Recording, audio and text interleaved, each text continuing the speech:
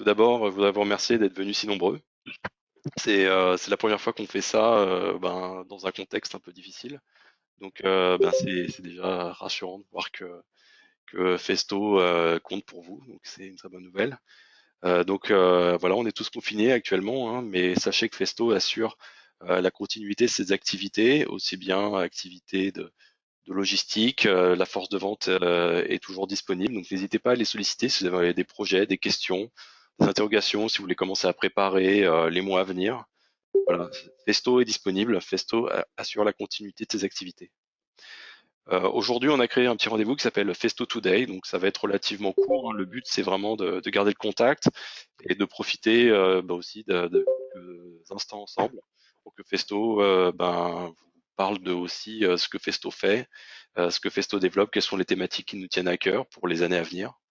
Donc un rendez-vous ensemble. Je vous dis tout de suite, le rendez-vous est récurrent, donc vous aurez le même rendez-vous demain et jeudi, donc mardi, mercredi, jeudi, pendant plusieurs semaines. On va maintenir ce rendez-vous qui sera toujours à 14 heures avec différentes thématiques. Donc je peux tout de suite vous dire les thématiques de cette semaine. Cette semaine, aujourd'hui, on va parler de la pneumatique digitale. Demain, on parlera de l'industrie 4.0 et de ce que ça impacte pour les industriels. Et jeudi, on parlera d'un outil de gestion de projet développé par Festo, qui s'appelle Festo Project. N'hésitez pas à venir demain et à venir jeudi. La semaine prochaine, on abordera encore d'autres thématiques, des thématiques liées encore une fois aux problématiques des industriels et des formateurs du monde industriel. Donc, continuez à nous suivre. Nous vous accueillerons à bras grands ouverts. Alors pour aujourd'hui, ce premier rendez-vous, on va parler de la pneumatique digitale. La pneumatique digitale, en fait, on est d'abord parti d'un besoin. Quel est le besoin de nos clients qui utilisent aujourd'hui de la pneumatique? Parce que la pneumatique, énormément de personnes l'utilisent aujourd'hui. Et nos utilisateurs de pneumatique ont des remarques qu'on a essayé de compiler pour essayer d'aller vers une nouvelle solution, une nouvelle technologie pneumatique. La première chose qui revient souvent, c'est les réglages mécaniques de la machine. Aujourd'hui, beaucoup de réglages sont faits mécaniquement et les utilisateurs aimeraient avoir des réglages qui ne soient plus mécaniques, mais qui soient électroniques ou informatiques. La maintenance prédictive, donc ça c'est une tendance qui est vraiment dans la thématique industrie 4.0. Ça marche de plus en plus avec certains capteurs, avec certains process industriels. Mais est-ce que la maintenance prédictive pourrait aussi être appliquée à des composants pneumatiques? Ça c'est une thématique qui revient de plus en plus. Autre point, les changements de format. Donc aujourd'hui, un changement de format, c'est un temps de travail, c'est de l'ajustement, du réglage de machine. Aujourd'hui, on souhaiterait que les changements de format soient automatisés et surtout qu'ils aient lieu en temps réel. Donc qu'ils ne prennent pas de temps, qu'il n'y ait pas d'intervention manuelle lors des changements de format. Autre point, ça c'est un point important aussi, quand on travaille avec des vérins pneumatiques. La pneumatique, c'est une grandeur qui est liée à l'air comprimé. Et l'air comprimé, c'est quelque chose qui n'est pas stable. C'est quelque chose qui varie en fonction de débit, des impuretés du réseau, des variations de pression. Le taux d'humidité peut aussi avoir une influence sur le comportement des machines. Donc, ce qu'on aimerait, c'est avoir un système qui s'adapte à l'applicatif, peu importe les variations de l'environnement, ce qui soit auto-adaptatif. Un autre besoin qui apparaît, c'est d'avoir des machines qui soient facilement réglables, qui soient beaucoup plus flexibles, qu'on puisse passer facilement d'une gamme de production à une autre gamme de production. Vous avez de plus en plus de process qui sont liés à des lots de plus en plus petits, avec de plus en plus de personnalisation. Donc, comment personnaliser au maximum les produits avec des machines automatiques qui sont plutôt réputées pour faire des choses répétitives. Point suivant, tout ce qui est lié à la consommation énergétique. Donc l'air comprimé, c'est un compresseur.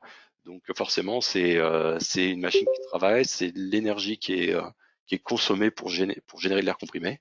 Aujourd'hui, nos utilisateurs attendent à ce qu'on propose des solutions qui soient moins énergivores, qui améliorent les performances tout en réduisant la facture énergétique. Et enfin, un dernier point pour les fabricants de machines, c'est aujourd'hui les machines sont fabriquées, sont réglées à la main, et il y a toujours un risque de déréglage involontaire ou volontaire, de venir, je vais régler la pression, je vais régler le limiteur de débit, et ça va changer le comportement de ma machine. Et ça, aujourd'hui, on aimerait limiter au maximum tout ce qui est réglage de machine, tout ce qui est réglage manuel pour éviter que la machine soit déréglée. Et c'est avec toutes ces pistes de réflexion que Festo a travaillé à la définition d'un nouveau concept qui s'appelle le Motion Terminal. Le Motion Terminal va essayer de répondre, alors pas toujours à toutes les problématiques, mais de répondre à certains besoins qui sont bien ciblés sur ce qu'on a vu précédemment, tout ce qui est lié à l'énergie, à des systèmes auto-adaptatifs, à une meilleure gestion de la consommation énergétique, de mieux maîtriser le niveau de fuite. Donc ça, c'est les thématiques qui nous ont permis de développer le Motion Terminal. Alors, je vais essayer de vous donner quelques visions applicatives du Motion Terminal. Donc pour ça, je vais utiliser une application plutôt que travailler avec du PowerPoint, comme ça c'est un peu plus interactif. Donc la première chose, quand on parle de flexibilité, il faut imaginer une gamme de production. On va utiliser par exemple des venturis. Donc, pour piloter des venturis, on va avoir besoin de 22.2 pour activer et couper les venturis. Quelque chose d'assez simple. Imaginons que maintenant vous gardez le même outil de prod et vous changez juste toute la partie au contact des produits, parce que vous avez une gamme de produits qui change, et vous passez d'une technologie du vide à une technologie de pince classique. Où vous devez utiliser des systèmes type 5.2 pour piloter vos V1. Et ce qu'on veut proposer avec le Motion Terminal, c'est un changement facile d'outil, facilement de passer d'une fonction de distributeur 2.2 à distributeur 5.2. Et en quelques clics, de passer d'une fonction de distributeur à une autre. Ça, c'est quelque chose qui est possible avec le Motion Terminal. Un autre besoin qui arrive toujours dans le cas des manipulateurs cartésiens, c'est tout ce qui va concerner les fins de course. En général, quand vous avez un manipulateur cartésien, vous avez une charge embarquée qui est importante, qui est déplacée avec des cadences élevées. Et à chaque course, vous avez des chocs. Et les chocs, ça va rapidement endommager la mécanique. Donc ça va diminuer la durée de vie de la machine. Donc, le réflexe qu'on a, c'est comme ici, c'est de mettre des amortisseurs hydrauliques. C'est quelque chose qui marche. Attention, l'amortisseur hydraulique, c'est pas réglable et surtout, ça s'use assez vite. Au bout de quelques centaines de milliers de cycles, l'amortisseur hydraulique ne va plus fonctionner. Et nous, ce qu'on propose avec le Motion Terminal, c'est une gestion intelligente des fins de course. Donc pour ça, on va utiliser des capteurs analogiques et on va contrôler le comportement du distributeur sur les fins de course. Sur les 50 derniers millimètres, on va amortir, on va créer un trou pneumatique en réduisant l'échappement du dit dans les vérins. Donc en gros, là, ce que vous voyez, c'est que le Motion Terminal, en plus de passer d'une fonction 5.2 à 5.3, ce qu'il est capable de faire, c'est de réguler la pression et réguler le débit en temps réel dans les chambres du vérin pour réaliser des mouvements adaptés à des besoins d'amortissement. Donc si on est capable de régler la pression dans le vérin, on est capable de gérer avec le Motion Terminal une fonction simple type vanne proportionnelle. Donc une application avec des vannes proportionnelles classiques, ce qu'on peut faire avec un Motion Terminal, c'est d'enlever les vannes proportionnelles et d'utiliser un Motion Terminal avec une application de régulation de pression proportionnelle. À partir de là, on va être capable, avec le Motion Terminal, de contrôler la pression dans les chambres d'un vérin. Ici, vous avez une application, par exemple, de tension de bande, où vous devez réguler l'effort de pression qui est appliqué sur la bande. Dans ce cas-là, l'idéal, le Motion Terminal peut réguler la pression dans le vérin qui pousse la bande. Donc ça, c'est une des applications qu'on peut faire avec le Motion Terminal. Autre type d'application, tout ce qui est lié à la consommation énergétique. On en parlait, l'air comprimé, c'est un compresseur qui travaille, c'est de la consommation électrique, donc c'est un coût. Et aujourd'hui, ce qu'on aimerait, c'est diminuer au maximum les coûts énergétiques des machines. Et là, encore une fois, quand vous avez par exemple un vérin comme celui-ci qui pousse une charge, vous travaillez avec la pression du réseau à l'aller et au retour. Donc, si vous avez un réseau qui a 5 bars et demi, 6 bars, vous envoyez 6 bars à l'aller, 6 bars au retour. Ce qu'on propose avec une application type EcoDrive, c'est que pour pousser la charge, on va utiliser le minimum de pression nécessaire. Donc peut-être que 2 bars et demi, 3 bars suffisent. C'est ce qu'on va utiliser pour faire sortir le vérin. Et pour faire rentrer le vérin, là, on n'a plus de charge à pousser. Donc en gros, moins de 1 bar suffisent à faire rentrer un vérin quand il n'y a pas de charge sur le vérin. Et du coup, on va travailler à mi-pression à l'aller et à 80% de la pression, on va réduire de 80% la pression du retour. Donc à la fin, sur l'aller-retour, on peut économiser entre 50 et 70% d'énergie sur un mouvement d'aller-retour grâce à l'application EcoDrive. Donc là, vraiment, on est vraiment sur les problématiques, comment réduire la consommation d'énergie de mon installation automatique. Là, on est en plein dedans. Vous économisez à chaque mouvement entre 50 et 70% d'énergie sur ce type de mouvement. On a autre chose qui est dédiée vraiment liée à la consommation énergétique, c'est la diagnostic des fuites. imaginez là, vous avez une application, vous avez un vérin qui va maintenir une poutre pressée contre une scie. Donc ça, c'est une application classique, mais qui peut être aussi bien avec une scie qu'avec de la découpe laser ou ce genre de choses. Vous devez maintenir une pression avec un vérin. Ben voilà, au fur et à mesure des mois, des années, on peut avoir un phénomène de fuite qui apparaît sur les raccords. Donc en général, la fuite est assez faible au début, on laisse passer. Et ce qui est possible avec le motion terminal, en fait, c'est qu'on va être capable de diagnostiquer dans un cycle de test qu'il y a une fuite sur le vérin. Et autre point, on va être capable de quantifier cette valeur de fuite. On va pouvoir dire que si c'est 1 litre par heure, ben, c'est pas très grave, on va pouvoir la tolérer. Et par contre, si c'est 10 litres par heure, ben là, c'est quelque chose qui est plus important, qui me coûte plus cher en tant qu'exploitant du compresseur. Et du coup, je vais pouvoir créer des alertes et dire attention, j'ai une fuite importante sur mon terminal, sur mon distributeur, sur mon vérin, sur mon tuyau, et je vais pouvoir préciser si c'est sur le canal 2 ou le canal 4. Donc l'objectif, c'est vraiment de détecter les fuites au plus tôt, d'être capable de les corriger avant qu'elles deviennent critiques. Et surtout, avec le motion terminal, vous avez vraiment l'information où est la fuite. Est-ce que c'est sur le tuyau 2? Est-ce que c'est sur le tuyau 4? Donc c'est quelque chose d'assez précis. Voilà. Une dernière application typique des problématiques de productivité, de maintien de la productivité sur une ligne de production, c'est les réglages de temps de mouvement. Aujourd'hui, vos temps de mouvement, vous les réglez en ajustant les limiteurs de débit, hein, c'est la fonction la plus classique. Et aujourd'hui, ce qu'on souhaite faire avec le motion terminal, c'est de ne plus avoir à régler un limiteur de débit, de dire il faut que je tourne la vis de 2 tours et demi, de 2 tours,5, de 2 tours,6. Aujourd'hui, on va rentrer les paramètres de réglage du temps de mouvement. Par exemple, dire je veux qu'on vérin fasse un aller-retour en 1 seconde, bah, je définis mon temps de sortie, mon temps de retour, et j'ai mon aller-retour en 1 seconde. Et si vous voulez changer les paramètres du vérin, bah, dans le programme, vous écrivez avec mon préréglage de temps de mouvement, je veux que mon vérin numéro 3 fasse un aller-retour en une demi-seconde. Donc 0,25 aller, 0,25 retour. Et aujourd'hui, on est capable, avec le motion terminal, de régler précisément le temps d'un mouvement pneumatique. On est capable de le fixer et de le maintenir répétable, de garantir cette cadence dans le temps.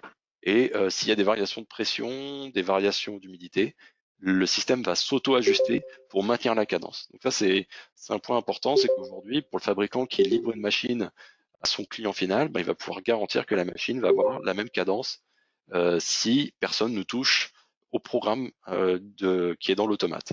Voilà, donc, protection du réglage, garantie de la productivité sur la ligne de production. Ça, ce sont des points importants. Voilà pour cette présentation. Il y a encore d'autres applications, mais là, je pense qu'on a vraiment couvert les applications les plus importantes. Maintenant, bah, je reviens un peu à quels sont les avantages, parce que là, on est vraiment dans une démarche où vous avez vu un produit, ce qu'il est capable de faire techniquement, donc beaucoup de possibilités avec ces systèmes d'application. Donc l'idée, hein, c'est qu'on a un hardware qui est commun, on a vu, hein, un motion terminal qui est capable de réaliser différents types de mouvements, de la régulation de pression, de la régulation de vitesse, du temps de mouvement, de l'amortissement. On travaille aussi sur une fonction de positionnement, donc s'arrêter en une position sur la course. Donc voilà, c'est des choses qui sont en développement avec ce motion terminal. Donc on est vraiment sur une fonction où un hardware peut réaliser des dizaines de fonctions différentes. Donc, quels sont les avantages pour les fabricants de machines et pour les utilisateurs?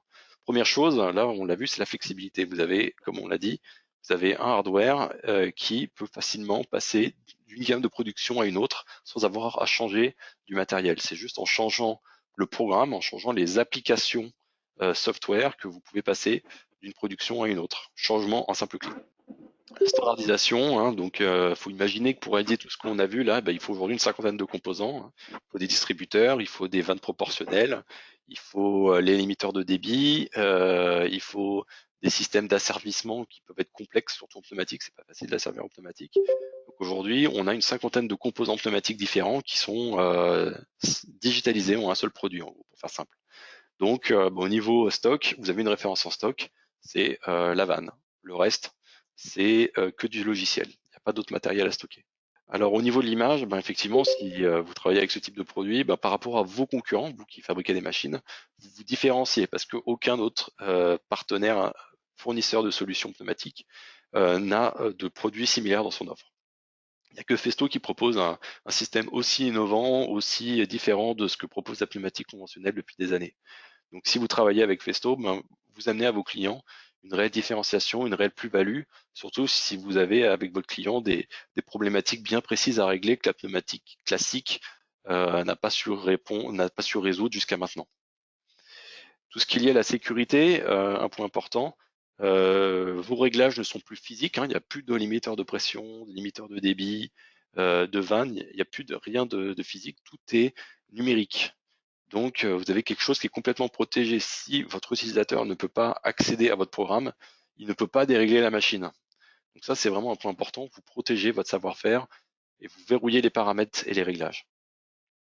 Dernier point, la productivité. Hein, on a vu qu'on a un système qui s'auto-ajuste à un besoin. Donc, ben voilà, quelles que soient les variations liées à l'environnement, vous maintenez la cadence de production de votre outil. Autre point important, le diagnostic. On a quelque chose qui est assez poussé au niveau diagnostic. On va être capable d'avoir une meilleure visibilité sur les équipements, et en particulier lié à la fuite d'air. Vous avez un diagnostic de vos vérins qui est vraiment précis au niveau de ces fuites potentielles. Donc là, aller vers la maintenance prédictive, c'est possible parce que vous avez l'information sur est-ce que j'ai des fuites sur mon installation. La profitabilité, forcément, avec certaines applications, vous pouvez facilement réduire les chocs. Donc réduire les chocs, ça veut dire tout d'abord augmenter ses cadences, réduire les vibrations et donc réduire l'usure de la machine. Donc vous avez réellement une amélioration de la productivité. Autre point important, la démultiplication. Vous avez un réglage qui est dans un programme. Imaginez que vous avez la même machine qui fasse la même chose à côté. C'est facile, vous faites copier-coller du programme et la deuxième machine va se comporter absolument exactement, puisque les limites sont numériques et non plus mécaniques. Donc s'il y a un V1 qui frotte plus d'un côté que de l'autre, le système Motion Terminal va compenser cette variation pour garantir le même mouvement des deux côtés. Voilà. Autre point, la performance énergétique. Donc là, on l'a vu, hein, avec les applications d'économie d'énergie, vous pouvez vraiment réduire la consommation énergétique. Vous réalisez les mouvements avec les mêmes cadences, mais en utilisant le moins de pression possible pour réaliser le mouvement. Vous avez quelque chose qui fait le même travail, mais qui consomme beaucoup moins d'air. Donc ça peut être aussi un point à utiliser, les applications type EcoDrive pour réduire la consommation de vos machines. Voilà. Donc c'était la première partie de ma présentation. Maintenant, je vais essayer de répondre à vos questions. Donc je vais tout de suite aller voir le chat. Donc pour l'instant, j'ai pas eu de questions de vos parts. Voilà, maintenant vous pouvez commencer à poser des questions. Alors c'est compatible avec quel bus de terrain? Alors notre système est compatible avec les réseaux Ethernet actuels. Donc on va proposer Ethernet IP, Modbus, Profinet, Ethercat, et on est aussi compatible avec Profibus aussi. Donc on couvre en gros les principaux réseaux Ethernet industriels.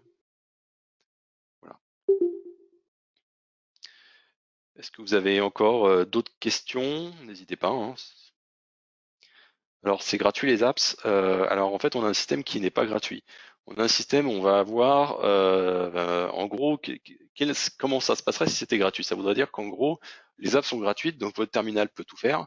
Par contre on facturerait dès le début tout l'engineering de développement directement dedans. En fait notre choix c'est de faire des apps à la carte. Si vous n'avez pas besoin d'utiliser une application de régulation proportionnelle dans votre process, vous n'allez pas la payer. Donc du coup, le business model est fait que voilà, vous payez les apps dont vous avez réellement besoin pour pas avoir tout à payer dès le début en disant voilà, vous payez très cher au début, mais toutes les apps sont gratuites. En fait, c'est fait différemment. C'est vous payez votre hardware sans les apps et les apps dont vous avez besoin, vous les payez. La fréquence maxi d'utilisation, alors on est sur un ED 100%, hein, donc ça veut dire que ça peut fonctionner tout le temps, il n'y a pas besoin de se refroidir de temps en temps, ça peut fonctionner tout le temps. Le but de Motion Terminal est donc de se différencier des autres pour avoir un rendement plus propre et garanti que les autres. Alors, le but, c'est pas de se différencier, hein. Je veux dire, le but, à la base, c'est d'essayer de résoudre des problématiques des industriels. On aurait pu se différencier par plein d'autres manières. Maintenant, effectivement, quand on a vu les problématiques qu'on devait surmonter, on est arrivé à partir sur des designs qui sont vraiment radicalement différents de ce que proposent nos concurrents. Donc, le but, c'est pas de se différencier, le but, c'est de résoudre des problématiques chez nos clients. C'est toutes les problématiques qu'on a vues en introduction, hein, la consommation énergétique, simplifier le design des machines, moins de pièces détachées, euh, voilà, ce genre de choses. Alors, fréquence en Hertz sur les régulations et autres fonctions. Alors, la fréquence, en fait, on va être limité par la fréquence, ça va être limité par le temps de cycle de l'automate. Par exemple, si vous avez un automate qui se met à jour tous les 5 millisecondes, la fréquence de communication, ça va être 200 Hz. Après, on travaille à l'intérieur avec des vannes piézoélectriques pour la gestion pneumatique, et les vannes piézoélectriques ont l'avantage d'être très rapides. Donc, on est capable d'aller jusqu'à ces à peu près 150-200 Hz. Voilà, on va dire que c'est la limite. Pour la pneumatique, c'est vraiment bien, hein. Je veux dire, en général, le problème viendra pas des vannes, ça viendra plutôt des vérins. Aucun vérin peut travailler à 200 Hz. En général, un vérin pneumatique, il fait au maximum 3-4 allers-retours par seconde. Donc en général, 3-4 Hz, c'est suffisant pour un vérin pneumatique. Et effectivement, on peut tenir cette cadence. Alors, je vois encore des questions. Peut-on synchroniser le VTM avec un convoyeur, par exemple, pour avoir des vérins qui avancent en fonction de la vitesse du convoyeur? Alors oui, c'est possible. Après, c'est pas le VTM qui va réguler la boucle de régulation. C'est dans votre automate, ben, vous allez pouvoir synchroniser le fonctionnement du VTM avec un convoyeur. Voilà. Par contre, là, c'est vraiment plus le VTM. Le VTM, lui, ne fait que contrôler les mouvements. Là, c'est plus dans l'automate que vous allez avoir un asservissement à gérer. Peut-on faire des tests avant d'acheter? Alors oui, Festo France dispose de quelques échantillons. Donc là aussi, ça peut être utile pour vous si vous avez une idée, peut-être que vous avez un problématique sur lesquelles vous aimeriez que Festo travaille, fasse un test avec le Motion Terminal, c'est possible. On peut prendre un moment où on a un de nos techniciens qui vient tester le Motion Terminal sur votre application. Comme ça, ben, on est vraiment dans du réel, on est vraiment sur votre application, on sait tout de suite si le Motion Terminal a su répondre à votre besoin ou s'il n'a pas su répondre. Alors, où les données sont enregistrées dans le cloud ou dans l'usine, un disque dur, dans la machine ou dans le système, la fréquence de suppression des données. Alors en fait, notre système en lui-même ne stocke aucune donnée. Notre système est capable de remonter les données.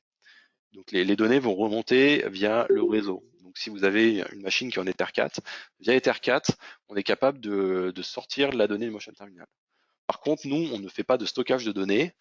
On n'a pas de, le produit n'est pas associé à un cloud d'office. Si vous voulez que Festo développe une solution cloud, là aussi on peut vous accompagner avec d'autres types de composants qui vous permettent de remonter de la donnée. En lui-même, le produit libère de la donnée parce que le produit est équipé de capteurs et les capteurs de pression, de température, de débit, et notre système est capable de remonter la donnée. Par contre, il n'y a pas de stockage de données. La donnée, vous pouvez la prendre sur le moment de ce qui remonte du VTM ou vous pouvez ne pas la prendre. Elle est perdue. Il n'y a pas de mémoire. Alors, quelle différence avec une solution totalement électrique? Alors en fait, ben faut comprendre la vision de Festo, hein. Festo propose des solutions à la fois pneumatiques, hein. C'est une technologie historique pour Festo. On est toujours leader technologique, hein. On essaie de proposer des solutions innovantes. En parallèle, on a une gamme électrique qui se développe complètement.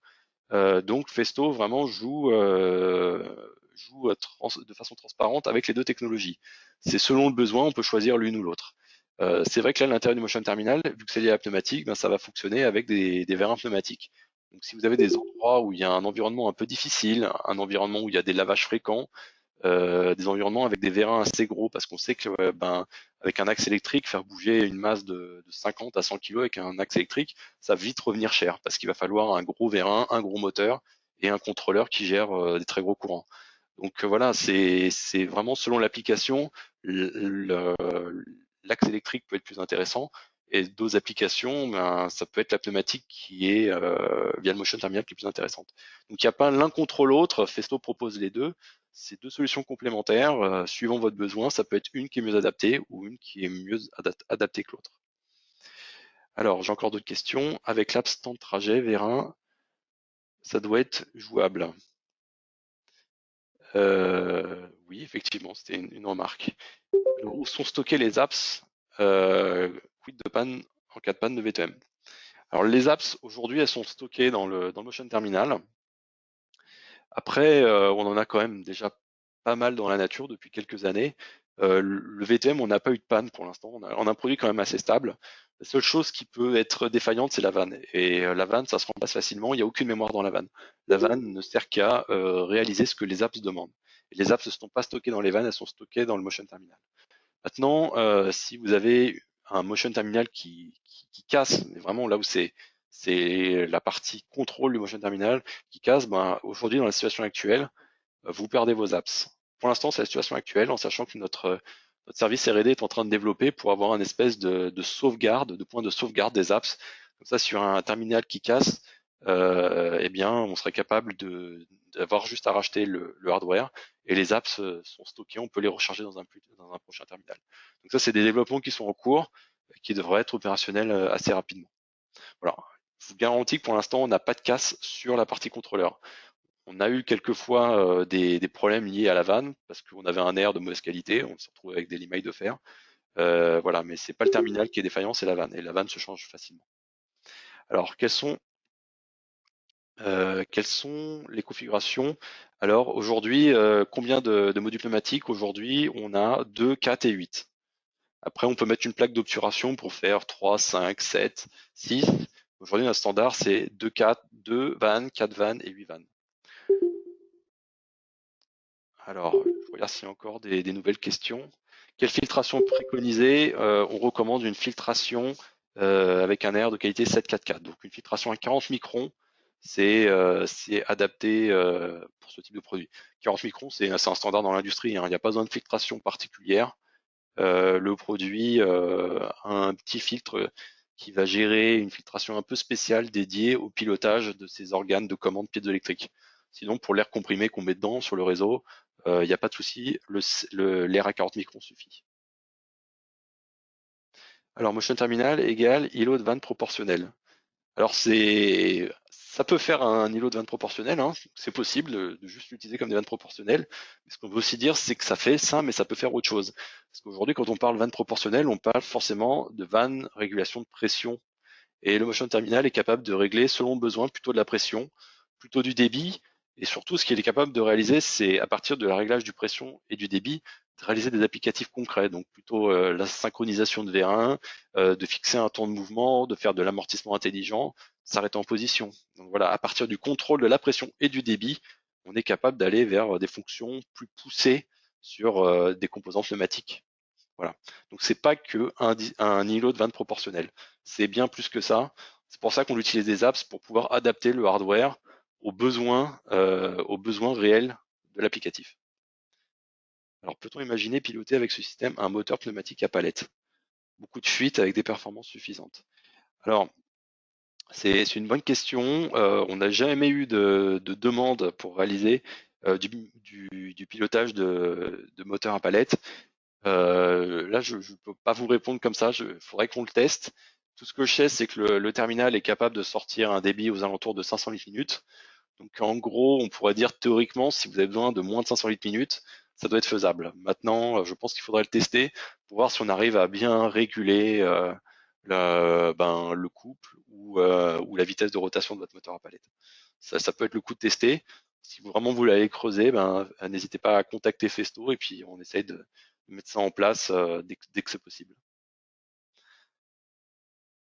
Alors, avez-vous comme projet de proposer cette solution en une seule vanne, un distributeur intelligent unique? Alors, c'est des questions qu'on se pose. Au début, c'était pas prévu. Maintenant, on a vu que ce besoin émergeait. Alors, au début, on n'avait que 4 et 8. Déjà, la première chose qu'on a fait, c'est de sortir une version de vanne. Je pense que à terme, alors le problème c'est que ça prend du temps de faire un développement spécial, mais je pense qu'à terme on aura aussi une version une vanne. Mais pour l'instant, je peux pas vous donner de date, c'est encore un peu tôt. Alors le débit des vannes piezo, le débit des vannes piezo. Alors les vannes piezo, en fait, ce sont pas les vannes piezo qui font les mouvements, c'est des vannes piezo qui pilotent les clapets. Il faudrait que je vous montre un petit schéma pour que vous voyez comment c'est fait à l'intérieur. Regardez ça tout de suite avec une vue éclatée du distributeur. Alors, donc vous avez en gros des petits clapets piezo. Les vannes de pilotage piezo, c'est pas elles qui envoient les 500 litres. En gros, les vannes piezo travaillent à quelques litres minutes. Par contre, les vannes piezo vont piloter des clapets de 2 et le clapet de 2 est monté sous un format type pont de Whetstone. Donc on est sur un système comme un pont de diode, mais on est sur un pont pneumatique. Les clapets ne servent qu'à piloter, donc il leur suffit de quelques litres minutes. Par contre, les clapets, eux, remplacer les 500 litres minutes. Alors, quelle est la pression max admissible? Dans le motion terminal, on travaille jusqu'à 8 bars. On va travailler avec du vide, donc on va commencer à moins 0,9, on va dire, et on va être capable d'aller jusqu'à 8 bars pour réaliser les mouvements. Alors, voilà. Si vous avez des questions, surtout, n'hésitez pas à prendre contact avec vos interlocuteurs Festo. Si vous avez des contacts déjà avec notre force de vente directe, n'hésitez pas à les appeler. On peut organiser une visite, on peut organiser des tests sur vos applicatifs. Et sinon, n'hésitez pas à appeler Festo. On a un call center qui saura vous répondre et qui saura vous aiguiller vers des contacts techniques ou commerciaux. Voilà. Je vois qu'il y a encore des questions. Le système paraît assez volumineux. Y a-t-il une réflexion pour réduire l'encombrement? Oui, il y a une réflexion pour réduire l'encombrement. Alors, il n'y aura plus les mêmes performances. On devrait être aux alentours de 50 litres minutes. Donc, c'est beaucoup plus petit. Par contre, donc ce sera plutôt des V1 plus petits, 50 litres minutes, on sera plutôt sur des V1 jusqu'à la taille 16, 20, 25. Par contre, on sera plus précis au niveau de la régulation et on aura des vannes qui sont plus compactes. Donc, on aura vraiment un module qui soit moins encombrant. Il sera peut-être pas IP65, on sera peut-être sur des ports Ethernet type RJ45 pour être encore plus compact. Voilà, on travaille dessus. Par contre, c'est à l'étude. Je pense qu'on sera prêt encore dans 2 ans. C'est vraiment, on repart quasiment de zéro, pas au niveau du software, mais au niveau du hardware, on est obligé de tout réduire. Parce que là, déjà, on a pas mal réduit les clapets de 2, les vannes piézoélectriques, les cartes électroniques, donc il y a encore beaucoup de travail. Mais oui, c'est prévu. Voilà, je crois que j'ai répondu à quasiment toutes vos questions. Merci encore d'avoir participé. Vous êtes très nombreux. C'est super. Voilà, si vous n'avez pas d'autres questions, je vous souhaite à tous une très bonne fin de journée. Donc, comme je vous l'ai dit en introduction, on reproduit l'événement demain avec une discussion plutôt liée à l'industrie 4.0 et à la mutation des usines liées à cette industrie. Et puis moi, je vous souhaite à tous une très bonne journée et je vous retrouverai très bientôt.